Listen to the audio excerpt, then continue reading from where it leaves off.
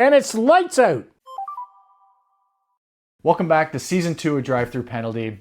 I'm Sean. We're joined here with my father, Craig. And this week we are headed to Australia for the first Grand Prix of the year. We're going to cover a lot this season. In these episodes, we like to break down a few things. We always cover all the breaking F1 news. We talk about the last race. We talk about the upcoming race. I do a lap in the sim every single week so you guys can get an idea of what the track looks like. And Craig, the old timer over here, he typically likes to break down a little bit of the historical, interesting stuff that comes along with the weekend. So thanks again for joining. We are very excited about this one, and we got a lot to talk about, so let's jump right into it. One thing I've already noticed, Sean, and we're just getting started, and hello, everybody. We seem to have more people in attendance tonight, and that's relevant because where this race is in Australia, of all the Grand Prix, Australia has the highest attendance. And if you remember last year, we talked about how they gotten around 440,000 people in 2024, and I predicted last year that maybe they could get to 500,000. They didn't. They got to 465, and I started looking at the numbers on the race days. They're all within 1,000. I don't think they can put any more people in there. So we will try for 500,000 again, but there's no guarantee. Okay, Sean, so I think what we can do right now is we could talk about all the changes that were made between the last race and the beginning of the first race with all the difference in the cars. The cars being smaller, being different engines, more electricity. It's just different gas, many things. DRS is gone. But so we got a chance to see a little bit of that in the testing and that. So I have a question for you. What was the one most disappointing factor to you in what we've learned in the last month?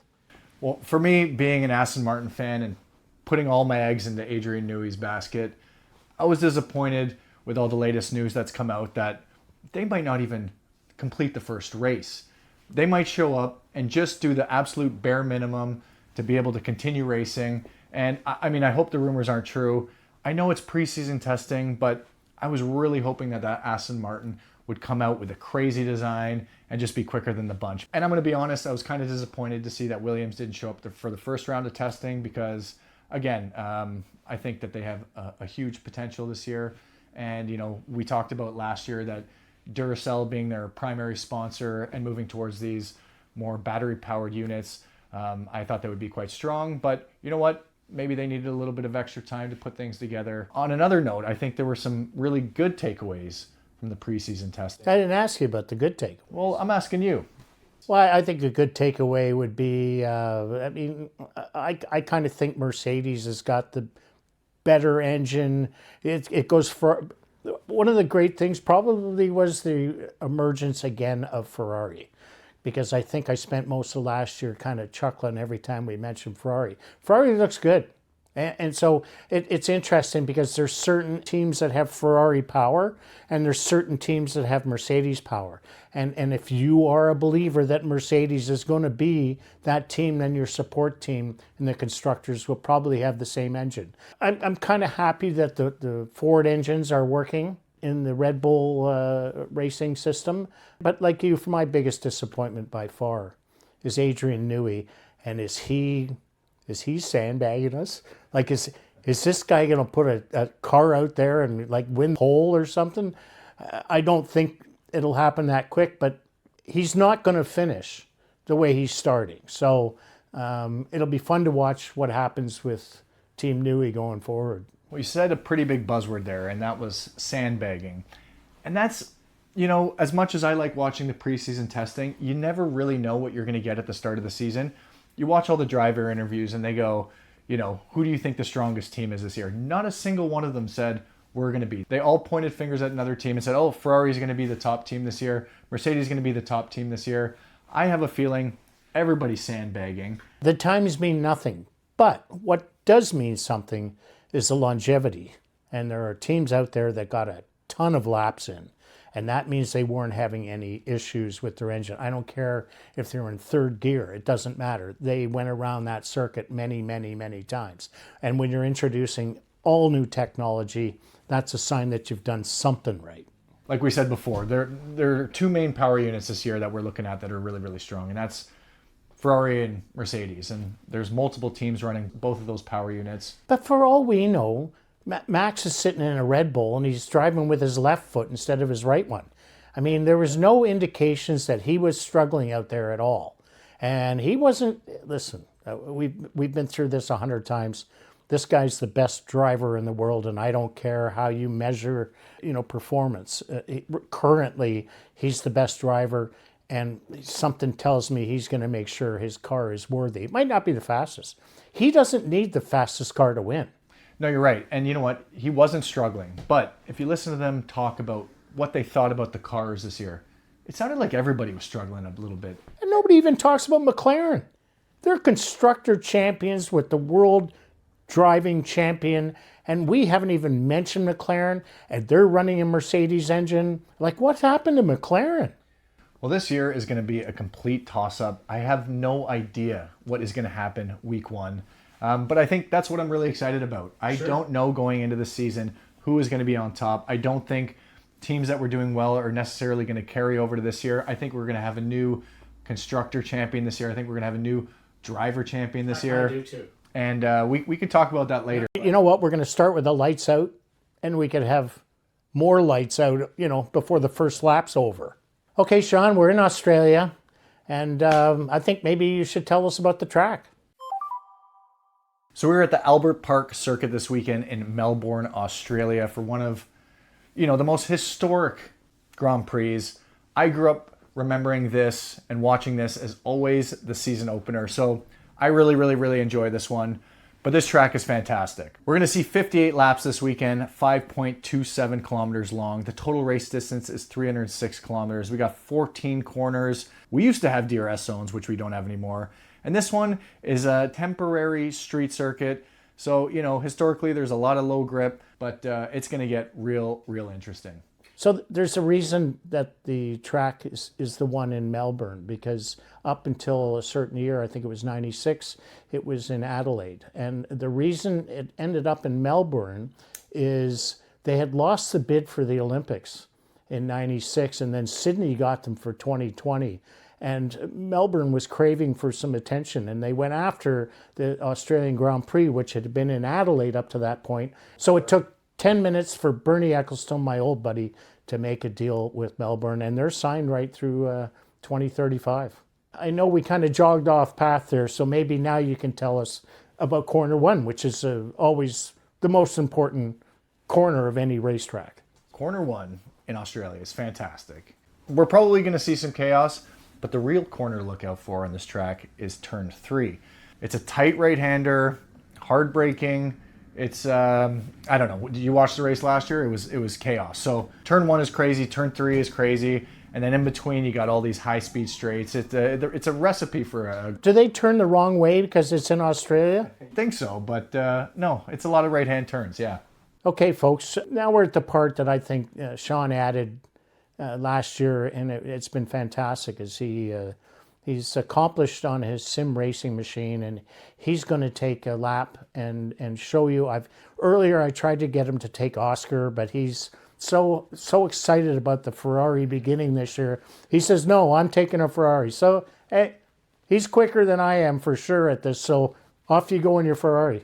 Let's go for a little lap around the track here. We are at the Albert Park circuit here in Australia, heading into turn 1 at 300 miles per hour, braking just after that 100-meter board, running just a little bit deep using all of that curb. And now we're headed into turn 3 where you'll see all sorts of chaos.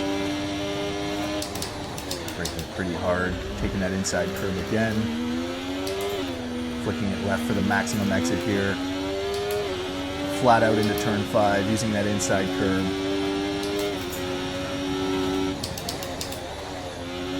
Quick right-hander. Trying to take the line of least resistance here to shave off any time that we can. DRS is open, which doesn't exist anymore, up into 8th gear. We're headed into turn 9 at 150 miles per hour. Quick left, quick right, open up the power on the exit. We're headed into the last sector here. Taking that inside curb at turn 11, back onto the power. headed into a very tricky penultimate corner. Our tires are burning up at this point. Just hanging on, final corner, taking the inside. Back onto the throttle. That is a lap of Australia. Okay, good job, Sean. I think you might have done better in the orange car, but at least you didn't smack up that Ferrari like somebody else might. So I've looked at the forecast for this weekend, and we're looking at sunshine, which is really nice. 20% chance of rain. 20% chance of rain because, if we get rain this weekend, we throw everything we know out the window and absolutely anything could happen. But as of right now, we're looking at nice weather, the typical tire degradation we're going to see. Tire management's going to be important.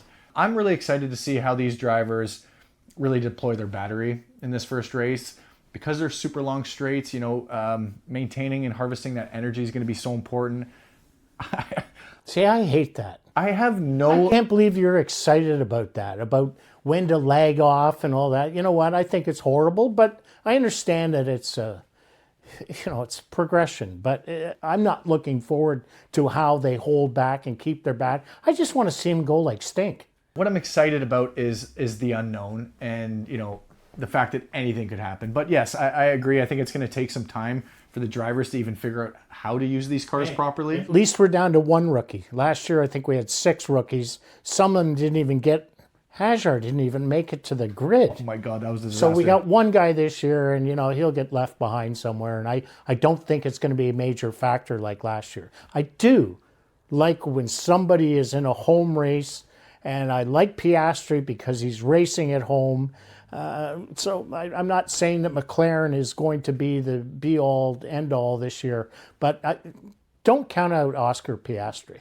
So I'm going to show you in a few minutes. I'm going to break down the F1 fantasy strategy that I'm going to go into this year with, and I'm going to show you who my ×2 driver is. I think I already have that in mind, but who are you looking at as your premium driver to kind of start the year? Right now, but we haven't seen them go around Australia yet, but right now I'm kind of thinking that Mr. Russell.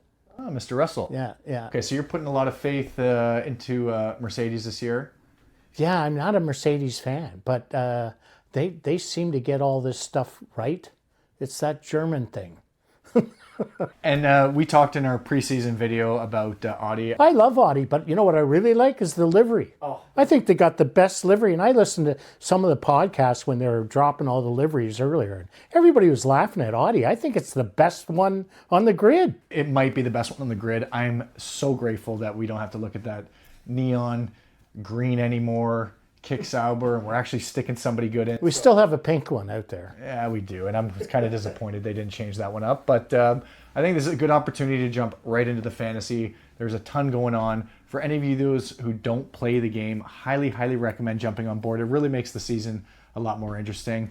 This is our 3rd year. We've come top 1% in the last 2 of them, and we're aiming for... So when Sean says top 1%, just... I've said it before, what our credibility? Why would you listen to us? And that's a good question. But I will tell you that my team and Sean's team, there was 3.2 million teams last year in the F1 pool on the F1 website. And both Sean's team and my team and someone in our league beat us. We're in the top 1% in the world. So take what you want, leave what you don't. But, I think you need to pay attention to what Sean's going to do. He's not telling you who to pick. He's telling you why you would pick certain people. And he offers those tools every week. So if you're in a fantasy pool and you want to be updated on a weekly basis of what maybe or your options could be, then you need to tune in to the segment that we're about to give you. Go ahead, Sean. Welcome back to the 2026 F1 fantasy season. We're kicking off the year in Australia, and this is arguably the most important week. We're setting up our foundation for the entire season. It being a new season, the first thing we like to do is jump into the app. If you haven't already got yourself signed up, it's super simple. Head on over to f1.com or download the F1 app on your phone. Create a profile. Next thing you do is head on over to Fantasy, and it is going to prompt you to create a team. You have to do that before you join a league. So make sure you head on in there, and this is exactly what it's going to look like. So being a brand new season, the first thing we're going to do is we're going to go through the drivers and constructors real quick, and we are going to determine who is good value and who is bad value. And there's some things I'm going to look at real quick, and just people and teams I'm going to completely avoid based on the information and price they're currently priced at. So I'm not surprised by Max, George, Lando, Oscar, Kimi, and Charles. They all seem like fair value along with Lewis. It's more the tier B drivers that we're going to take a look at. And right off the bat, I'm going to say definitely some people you want to avoid are any of the Aston Martin assets, because based on the latest news, they might not even run for a full session here in Australia. And coming off with a DNF as Aston Martin as our instructor would be a terrible way to start the season. And even losing points on Stroll and Fernando would be bad. So we're going to avoid those guys. Let's see if there's any other teams and drivers we want to avoid. Personally, I think Pierre Gasly coming in and starting at 12 million is a little high. Isaac Hadjar being, that second driver in the Red Bull seat. We know the pressure that he's going to be facing this week. And we saw what he did to start the season last year in Australia. I'm probably going to avoid Isaac. I love Carlos, the smooth operator, but coming in at 11.8 million, driving for Williams, who didn't even get the full practice sessions out to start the season. I'm probably going to avoid them as well. These guys right here are my absolute favorite from what I've seen so far in terms of price and value. I think Ollie Behrman and Esteban Ocon at 7.4 and 7.3 million, tremendous value, and we're probably going to consider putting them on the team.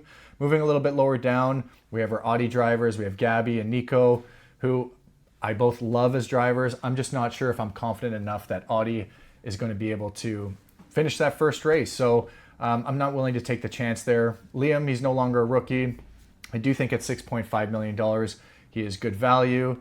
And then we have Arvid Lindblad, who I think he's a fantastic driver. I just don't know. This is his first race here in Formula One. I don't know if I have the confidence that he's going to finish, especially given that we're in Australia and there's absolute chaos that we've seen in the past. So I'm probably going to avoid him. Franco, it's a hit or miss with him, but at 6.2 million, you're not taking too much of a risk. And then you have your two Cadillac drivers, Sergio and Valtteri, driving for Cadillac, who I just am not confident again that they have the car that's needed to finish the race. So with all that said and done, we're going to quickly hop on over to the constructors. Mercedes priced the highest. They're projected to be the best team according to the developers. We have McLaren coming in at number 2, who were the constructor champions last year, who are running the Mercedes power unit. Again, obviously going to be quite strong. Red Bull, not sure if we've seen enough from them, or me personally, that I'm confident in sticking them on my team. Max, obviously, I have all the confidence in the world with, but Isaac, again, not so sure. So I'm probably going to avoid these guys. And then, I'm a little biased here. Ferrari, these guys are my guys, but everything I've seen in testing has proven that, they have really stepped it up this year. And I think they're going to be very, very strong.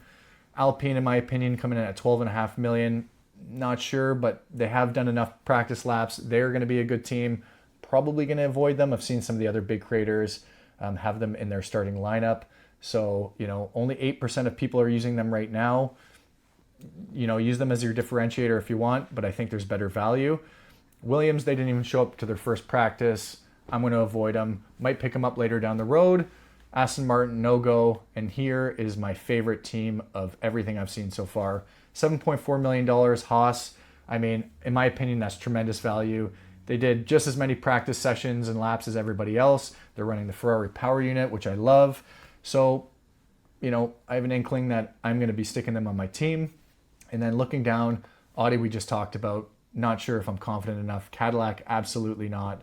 And Racing Bulls, I just didn't see enough out of them, although I do like Liam. So let's just jump right into building our team. If you didn't follow last year, there's an absolute cheat code, something that we use every single week, and that is the F1 Fantasy Tools website. And I'm going to show you what that looks like right now. So here we are at f1fantasytools.com. The two main sections of this app I love and I highly recommend that you guys check out is the team calculator and the budget builder section. The team calculator, what this is going to do is based on all the data that these absolute beauties have put together. They've run endless simulations with $100 million, and the top scoring team according to the simulations is a Mercedes-Ferrari pairing. Leclerc is their ×2, and then your Tier B drivers are Bottas, Colapinto, Lawson, Perez. If you look down, there's a bunch of different combinations and pairings that score a similar amount of points, whether it's Ferrari and McLaren, Ferrari and Red Bull. There's a bunch of different options you can take here. Nobody knows what the right answer is, so you're not really doing anything wrong by not following these guidelines. It's more so as used as a guideline for me, just to kind of know that I'm on the right track. That being said, if you followed again last season, you know that budget building is imperative to finishing strong. You know, scoring points is amazing, but you start at 100 million and we don't want to end the season there. We want to end somewhere 120, 130. And the only way to do that is by picking assets, whether they're drivers or constructors, that are going to increase in value every single week. So the other great tool on this website is the budget builder section. If we click over here, it's going to show us the percentage chance that each driver and constructor has to increase by 0.3 million, 0.1 million, or go the opposite way, lose a million or lose 0.3 million. And tier B, it's calculated a little bit differently. You can gain or lose a little bit more with those guys, which is why I think it's so important that we really focus on our tier B drivers. So guys projected to do well are the guys that are priced really low. They're the most likely to increase in value. And, you know, we're going to avoid Bottas, but the two guys that we were looking at, Behrman and O'Connor up there, Hadjar's up there, Colapinto and Lawson. So this kind of gives us an idea as to who is expected to increase in value. Again, jumping over to the constructors, let's ignore the tier A guys because they're priced so high. They just actually have to perform well in order to increase in value. But tier B, Haas, there's a 73% chance that they're going to increase by 0.6 million week one, as long as they perform and their drivers score points. So this has given us enough information that we can get started and pick our team. So we're going to jump on over to the F1 website here. All right, so we're looking at our constructors. I think I've kind of decided that Ferrari, in my opinion, is a very strong team. And we've spoken again about Haas. So this is what my two constructors are probably going to be starting at. And we're going to work our way up here. So I like, you know, starting from the bottom. Again, Esteban Ocon and Ollie Behrman are probably going to be a go for me. I'm just going to put them on my team right now. And we're going to work our way again backwards and see how much money we have left after building this team, and we'll make our adjustments there. We have $54.6 million still left to spend, which means we can stick in a really good premium driver, and then we're going to have to move around for our two tier B drivers. I'm going to start with Charles Leclerc and see how much money we have left. We have 31.8 million. Let's see if we can stick Kimi Antonelli in there, and that still leaves us with $8.6 million, which in my opinion is enough money to have a good tier B driver. Looking at our options here, we've said no to Audi. We said no to Arvid. Franco, anything can go with that guy. I'm going to avoid him again. Sergio and Valtteri is also a no for me. So basically our options are Stroll, Nico, Liam, or Gabby. And in my opinion, Liam is going to be that guy for me. So this is probably what my team is going to look like to start. A lot of other online creators have, you know, gone the complete opposite route and used the Mercedes power engine unit, using Alpine and Mercedes as their constructors. Again, there's no wrong answer. There's no right answer here. This is week one. We have no idea how the season's going to go. But one thing to note that's really, really important, as much as you want to use all of your 100 million cost cap, it's really important to reserve a little bit of money, because if, let's say, Liam Lawson DNFs after week one, and we want to get him out of our team, if we've used up all of our budget, we would have to replace him with somebody of equal to or less value than him, which doesn't give you a lot of wiggle room when you're playing with the guys at the bottom of the barrel. So I like to leave a little bit of money left aside. 2.1 million is fine with me. You know, I'm going to obviously put my ×2 on Leclerc. It could be Antonelli. We're going to make that decision after our we've watched FP3, and we can actually lock in our team now and make as many changes as we want up until qualifying starts. So this is kind of a nice baseline for me. I might make changes. My team might not look like this come Saturday night Eastern time, but we'll see. Please share your teams. I would love to have a look at what they look like. Drop your comments below. Let me know if you think I'm on the right track or the wrong track. But we are definitely going for that top 1% this year. We're going to try to hit the top 1,000 in the Global League. And best of luck to all you guys. And let's jump right back into the video. Okay, Sean, thanks for the fantasy stuff. Like I always say, keep what you want, get rid of what you don't. We're in Australia.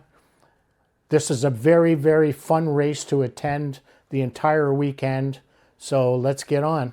Thank you again, as always, for watching. If you like the video, please support by liking. Please subscribe and enjoy the race weekend.